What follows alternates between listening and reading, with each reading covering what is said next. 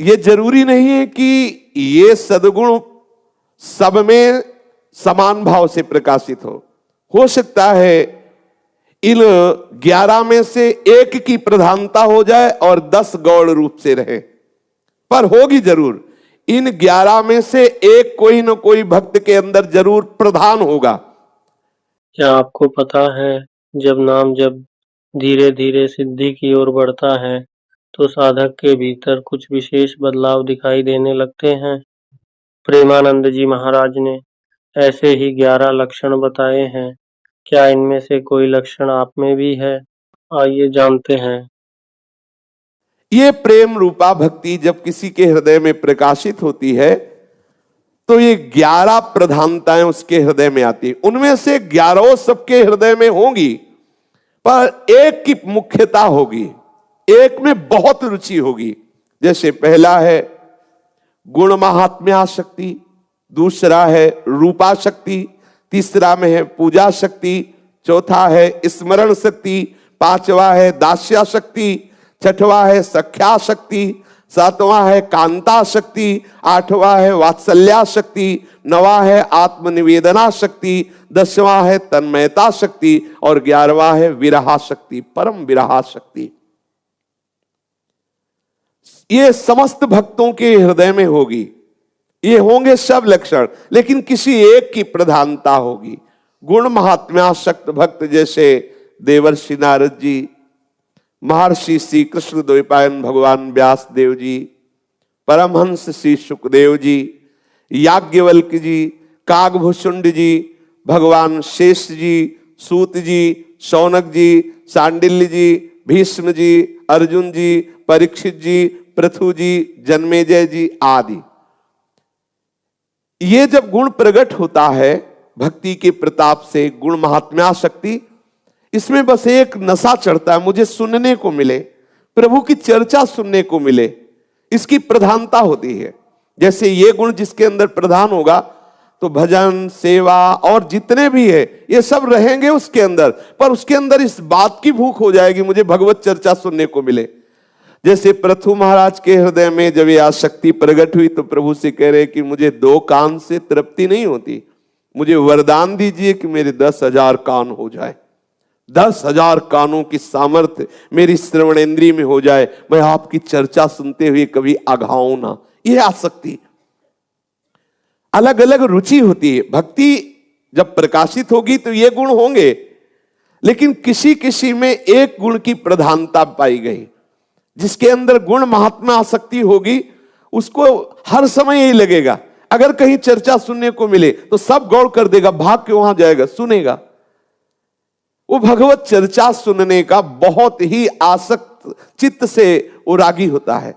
वो किसी भी तरह से बर्दाश्त नहीं करेगा कि भगवत चर्चा आज नहीं मिली तो हम अन्य साधनों से संतुष्ट हो जाए। वो विकल हो जाएगा, मुझे भगवत चर्चा चाहिए। वो जहां जहां पी की बात सुने खोजत 3 गैनन, वो बावरों सो रस में फिरे खोजत नेह की बात। वो बावरा होकर यही ढूंढेगा, मुझे भगवत चर्चा सुनने को मिले, मुझे प्रेमी महाभागवतों के मुख से भगवत चर्चा सुनने को मिले। दूसरा है रूपासक्त। ये रूप के चिंतन में, रूप के दर्शन की व्याकुलता में, ये रूप में आसक्त रहते हैं महाभागवत जन। इनके हृदय में रूपाशक्ति ऐसी छाई रहती है कि इनको फुर्सत ही नहीं है। बस नख सिख लो अंग माधुरी, नख से शिख तक वो रूप का बार बार अवलोकन कर रहे हैं, रूप की चर्चा सुन रहे हैं। प्रभु के रूप अवलोकन में सब भक्ति के गुण है, ये भी चर्चा सुनेंगे, नाम जप करें, सब करें, लेकिन इनकी प्रधानता होती जैसे गोपीजन, बस लाल बिहारी के ललित त्रिभंगी रूप का चिंतन, बस उसी के दर्शन के लिए व्याकुलता, दर्शन करते हुए भी अतृप्ति।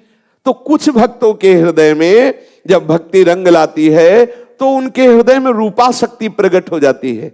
वो रूप का चिंतन, रूप के ही बार बार बातें जो शास्त्रों में वर्णन है उन्हीं को पढ़ना, उन्हीं को सुनना, उसे वो रूपासक्त है। कुछ भक्त ऐसे हैं जिनके हृदय में रूप की इतनी प्रबल आसक्ति है कि रूप छके घूमत रहे, तन को तनिक न भान, नारायण दृग जल बहे, यह है प्रेम पहचान। वो रूप में छके हुए घूमते। यदि ऐसी स्थिति नहीं तो विरह कमंडल कर लिए वैरागी दो नयन। उनके हृदय में रूप दर्शन की इतनी व्याकुलता है कि दोनों नेत्र विरागी हो गए। अब कुछ देखना अच्छा नहीं लगता, बस प्रीतम दिखाई दे जाए। विरह कमंडल कर लिए बैरागी दो नयन, मांगत दरस मधु करी छके रहे दिन रैन। बस एक ही बात मांगते हैं, आओ प्यारे मेरे नेत्र गोचर हो जाओ, एक बार मैं तुमको देख लूं। उनके हृदय में तड़पन होती रूप दर्शन की। तीसरे है पूजा शक्त भक्त। इनके हृदय में हर समय विकलता होती सेवा की। श्री जी को इस समय श्रृंगार करना है, श्री जी को ये भोग लगाना है, श्री जी को ये कर, उनके चिंतन का विषय सेवा होगी। एक बार देवर्षि नारद जी महाराज बहुलाश्य के यहां पहुंचे तो देखा सेवा में व्रत थे। बहुत ही सेवानिष्ठ महापुरुष, राजा होते हुए भी ठाकुर सेवा में प्रातः प्रवेश कर जाते और 2 बजे के बाद भोग लगा के बाहर निकलते। 2 बजे तक केवल, इसके बाद और राजकाज की सेवा करते। देवर्षि नारद जी ने महाराज जनकाधिपति श्री बहुलाश जी से कहा कि आप जिनकी सेवा करते हैं द्वारिका में विराजमान है, एक दिन जाकर के आप भरनेत्र देख तो लीजिए, देखो ये सेवा शक्त है। हाँ बिल्कुल प्रभु, आपकी आज्ञा पालन करेंगे। सुबह सारथी से कहा रथ तैयार करो, हम सेवा में जा रहे हैं और सेवा करके शीघ्र ही आएंगे और फिर प्रभु के दर्शन के लिए जाएंगे। सेवा में गए, अब वो दिनचर्या सेवा की। जब ठाकुर जी का राजभोग हो गया, ठाकुर जी को पद सुना दिया, शयन करा दिया, तब निकले। ठीक वही 2 बज गए। फिर कहा आज तो समय हो गया, अब कल तैयार। रोज रथ तैयार होता और रोज विलंब हो जाता। सेवा में इतने तन्मय रहते। रोज कई ऐसे महान भक्त देखे गए, भक्तमाल जी में चरित्र में आते हैं, कई प्रगट में भी ऐसे जो सेवा शक्त हैं। ठाकुर जी, द्वारिकाधीश जी, बड़े बड़े परमहंस महापुरुषों को साथ लेकर स्वयं आए दर्शन देने। महाराज बहुलाश और महान जप में निमग्न श्रुतदेव ब्राह्मण, दोनों को एक साथ ही दर्शन दिए प्रभु, दोनों को एक साथ ही घर गए। दोनों इस रहस्य को नहीं जान पाए। स्वयं प्रभु आए चल करके द्वारिका से और महाराज बहुलाश को नेत्रों का परम सुख प्रदान किया। सेवा सुख, सेवा शक्ति, उनको सेवा का ही विचार रहता है। जैसे श्री जयमल जी श्री प्रिया प्रीतम जी को शयन कराया और अपने महल में जे भी शयन में गए तो विचार किया कि अगर एक ऊंचा महल होता, उसकी ऐसे ऐसे खिड़कियां खुली होती, फिर उसमें प्रिया प्रीतम शयन करते, कितना अच्छा होता। निर्माण शुरू, ऐसे ऊपरी खंड में ऐसा निर्माण, सुंदर महल की रचना जिसमें प्रिया प्रीतम शयन करेंगे, सुंदर निर्माण करा के, सुंदर शैया, सुंदर सब। अब भावना में मगन प्रिया प्रीतम शयन कर रहे और सीढ़ी लगा के जाना, सीढ़ी हटा लेना कि कोई दूसरा ना जा पाए। एक बार उनकी पत्नी को लगा कि आखिरकार ऐसा क्या है कि केवल यही जाते हैं, ना सेवक को जाने देते हैं, ना कोई किसी से बात कर बताते हैं कि है क्या उस महल में। तो जब वो शयन करा के गए तो सीढ़ी लगा के जब ऊपर गए तो देखा कि गौर श्याम जोड़ी शयन कर रहे। प्रिया प्रीतम तत्काल उतर के आए और जयमल जी को जब पता चला तो उन्होंने कहा तुमने हमारे प्रभु को विक्षेप क्यों दिया, वहां क्यों गई? बोले हमें देखना था कि आखिरकार इस महल में क्या है जो आप एकदम एकांत सेवन करते, कभी बताते नहीं, किसी को जाने नहीं देते।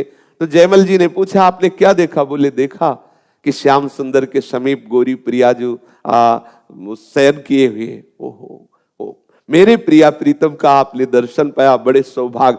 तो ये वो हर समय सेवा चिंतन में, इस समय प्रिया प्रीतम का ये सेवा, इस समय ये सेवा। वो कुछ भक्तों में प्रधानता होती है, जैसे गुण महात्म्य, रूपा शक्ति, तो किसी में सेवा शक्ति। इस समय प्रियालाल अब बैठे हैं सत्संग में, लेकिन बार बार उनके हृदय में एक ऐसे खिंचाव हो रहा है कि प्रिया प्रीतम का श्रृंगार करना है, प्रिया प्रीतम को, ये हो रही सेवा, ये सेवा हो रही। वो चैन नहीं, उनका हृदय बार बार उनकी सेवा भाव में मगन है। इस समय भोग लगाना है, देखो विलंब हो रहा है, श्री जी को जल पिलाना है, श्री जी को शयन कराना है, श्री जी को श्रृंगार कर, वो सेवा का चिंतन।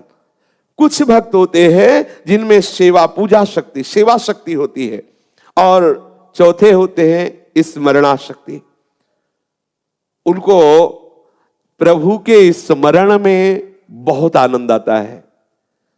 ना तो ऐसा नहीं कि सेवा नहीं करते, पर सेवा शक्ति नहीं है, सेवा करते हैं, गुण महिमा सुनते हैं, प्रभु के रूप में भी प्रियता है, लेकिन उनकी जो आसक्ति है प्रधान, स्मरण, बैठे हैं प्रभु के स्मरण में डूबे हुए हैं, प्रभु का नाम, प्रभु का मंत्र बस निरंतर चल रहा, मंत्र में आसक्त है, स्मरण चल रहा, ये स्मरण प्रधान भक्त है।